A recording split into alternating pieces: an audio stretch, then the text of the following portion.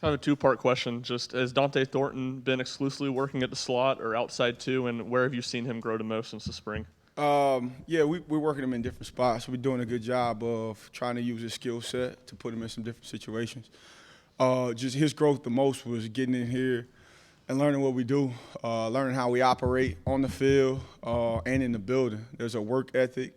I think that has brought itself on by the players. It's expected here now. So with him learning the playbook, with him getting in here and creating habits, he's fit right in with these guys and done a great job so far.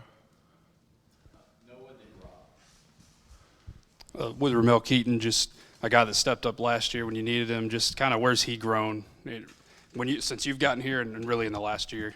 Honestly, he's become a great person. Like, he's become a more mature kid. He's become more accountable, and he cares about football.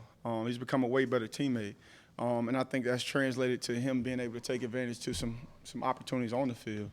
He does a great job down the field, Justin, to catch his fours. This offseason, he's done a good job of honing in on technique and more of the intermediate underneath game. He's done a great job for us, and we look forward to him continuing to lead our group.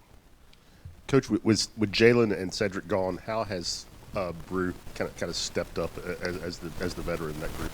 Yeah, I think that's been a natural transition for him. I think you got, the special thing about Brew is he's always carried himself that way, right? When you had Cedric and you had Jalen and those guys in that room, Brew still carried himself that way. Now, those guys were on the outside, they had been here, but the guys in the room have always respected him. So when those guys leave and they go to the next level, it's an easy transition for a kid like that. He's a great leader. He's truly an alpha. He's going to come to work every single day. When he's not going, he's the biggest cheerleader on the sideline. He's everything you want in that group. With him and some of those older guys that are leading, they do a great job of helping our young guys come along and learn how we do things. Kelsey, just for Chaz Nimrod and Caleb Webb, how would you assess where they're at right now and how their first week or so of camp has gone? Those two have been very impressive, both of them, in their own separate ways, right? Like, Caleb is a bigger body, big catch radius, strong, powerful kid.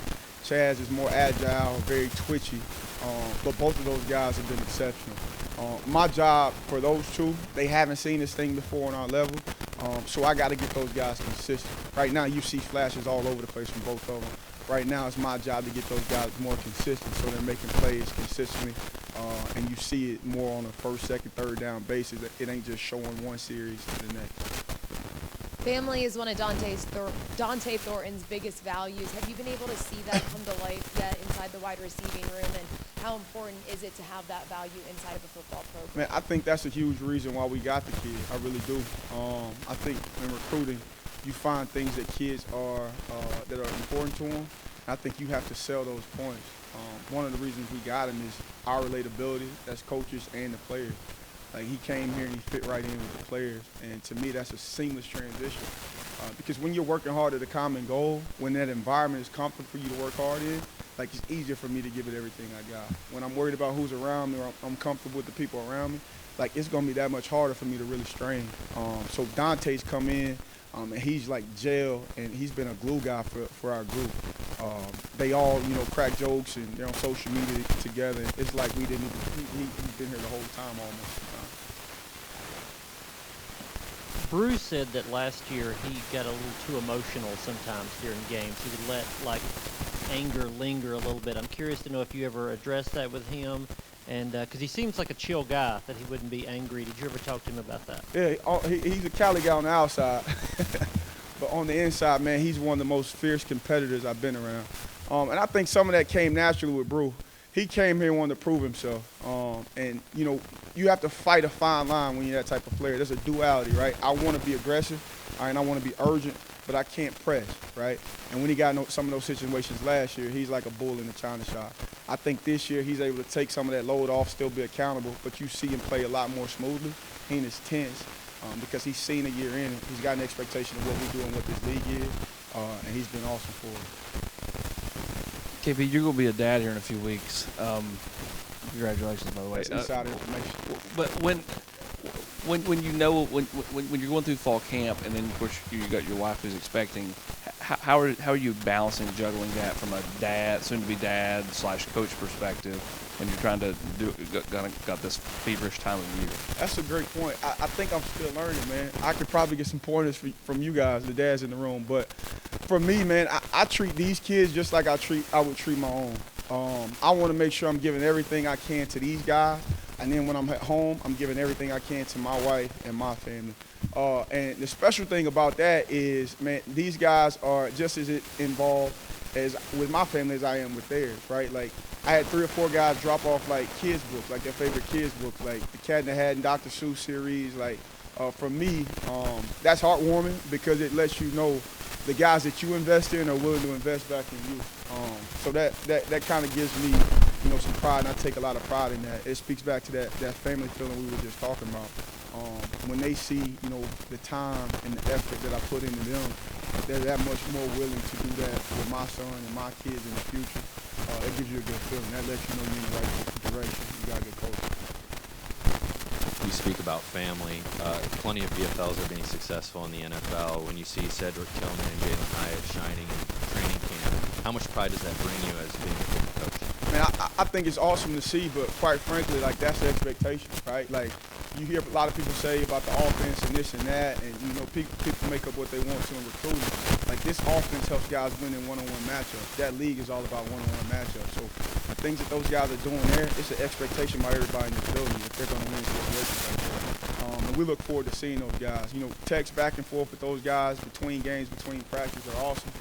It's also good to share with your current guys because they've seen those guys where they started, Jalen said started, their career-ending year, and where they are now.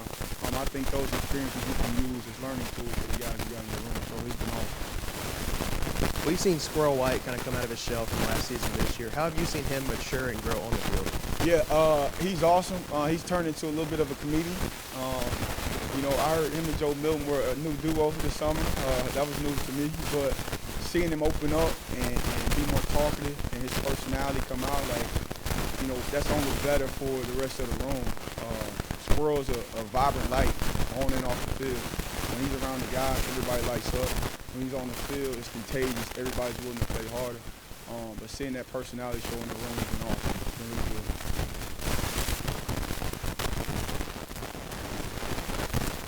Seems like we hear a different wide receiver is like best friends with Joe. Is that should your wide receivers trying to build a relationship off the field with their quarterback? I think that's always a good thing when wide receivers and quarterbacks are clicked up like that. I think, that helps them build camaraderie off the field. Obviously, when you're in my foxhole and I know who you are, I know what you've been through, that just makes us in the fourth quarter a lot more deadly because guys are willing to go to battle for those that they know, all right, that are right next to them.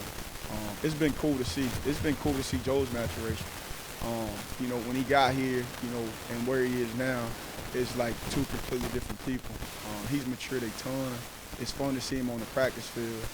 Outside of the physical gifts, you see him interacting with guys in between drives, coaching them up, talking about what they see.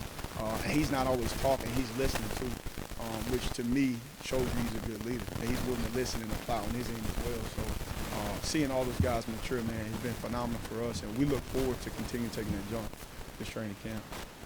Coach, you just mentioned this and made me curious. I think probably a lot of fans are curious about Jalen and Cedric and them maybe being critical in the pre-draft. People maybe being critical of them in the pre-draft process because of the offense, and I think a lot of people, we heard it about Hendon too. How much do you battle that on the recruiting trail?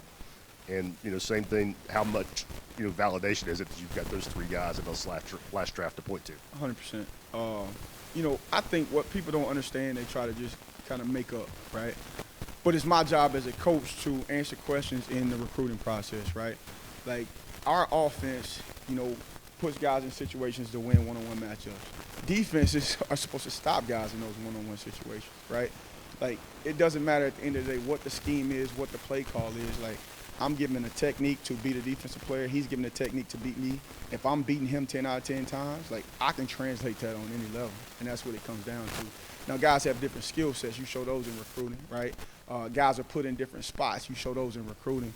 But at the end of the day, you got to win your matchup, and that's what it is here. That's what those guys have learned to do, and that's what they showed on Saturday, and that's why they're successful in the league. And there's no rhyme or reason to why they're doing that besides it transitioned from what they did in college. When you look at Ramel, you talked about all the growth he's had and everything. He's wearing a new number. Can sometimes it be as simple as just kind of like look good, feel good, play good type thing, and then two, like have you ever kind of caught up like who's number 9? Like I mean, does it ever kind of catch you off guard out there? Yeah, it probably happened the first couple of days, but I think sometimes guys need new numbers. I'm all about looking good and feeling good, but at the end of the day, we got to get results, right? Like, man, if you wearing 99 and you're the best player in the country, like you probably gonna be in 99.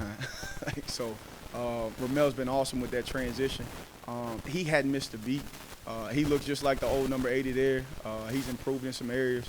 So I look forward to seeing more from 9 on the field.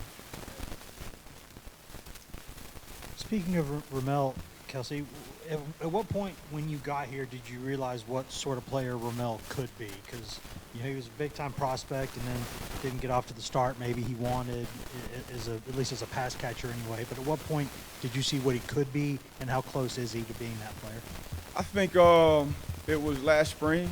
I think we had a guy go down, and Ramel kind of transitioned into more of a starter's role last spring. And I think it was at that point when you started to see him play and show what he could really do. And the funny thing about that, life comes full circle. We get to the season, and the exact same thing happened. The guy in front of him went down, and he was a reserve. He came in and made a bunch of plays for us in critical situations. So I think, man, that's why it's so important in practice to push these guys to their limit. When guys go down or you got a guy out for a day or two, and you got to treat the next guy as if he's a starter. That way, during the season when those things happen, you don't skip a beat. Guys don't flinch. They just continue to go and roll. And we can truly create a unit that way. I think we're getting to that point to where our unit is becoming more holistic, where we can plug and play guys wherever. Kelsey, I wanted to ask you about your 2 true freshmen. Just what have you seen from Nate Spillman and Nathan Leacock so far? Both of those guys have been great in the classroom. Both of those guys still have some work to do on the field, but they both have traits. They're both physically gifted. They're both determined and want to be good, and that's really all you need. We've seen a lot of guys in our room, get developed, right? And if guys are competitive and determined, man, we can develop you and you can be as good as you want to be. And they've shown every tool in the world to be successful in what we do in the league. At SEC Media Days, Joe Milton said that Ramel kind of came out of his shell when he went on a trip to New York City. At what point did you kind of realize that he is a better person in the locker room? Because you said that in one of your opening questions. You see their interactions, right? At some point, guys start to make it about the group. And you see Ramel, man, like he's naturally a quiet kid, but you see him going to coach other guys on the side. Even when he's tired, he just came off the field. But he wants to go coach other guys when they come off to the sideline. He's willing to stay after with the younger guys and help them get, transition and things like that with the playbook. You just see selfless acts like that, see him serve others. And I think, for a while now, man, he's come on for us. And I think that started off the field, and I think that translated to Saturdays. And now you guys see what you see out of him. Kelsey, can you give us some examples, either plays, catches, moments for Dante Thornton where he's shown his ability and his potential as a wide receiver in your offense? Yeah.